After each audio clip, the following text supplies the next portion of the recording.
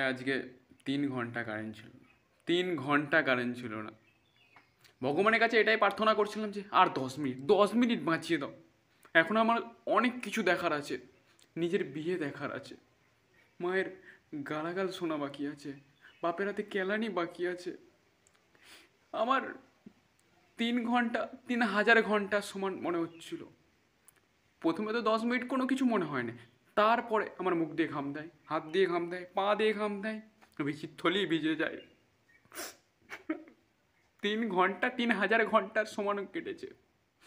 আমার নিজের চোখের সামনে আমার লাইফে পুরনো কিছু ঘটনা ভেসে উঠছে। ছোটোবেলায় মা হাত দিয়ে খাইয়ে দিত, সাইকেল থেকে পড়ে যাওয়া, বান্ধবীর সঙ্গে দেখা করতে গিয়ে কেলানি, এইসব ছোটো ছোটো কথা মনে পড়ছে। এমন মনে হচ্ছে আমি আর বাঁচবো না।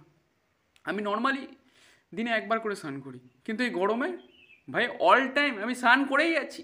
এই যে গেঞ্জি এ ভিজে গেছে, সব জায়গা থেকে ঘাম টপছে। এমন কোনো ছোট্ট জায়গা নেই যে যেখান থেকে ঘাম টপে না। প্রচুর গরম। আমি শুধু খুঁজতে চাই ও সেই সব লোকগুলোকে, মহিলাগুলোকে, যে বলে যে আমি গরম লাভার।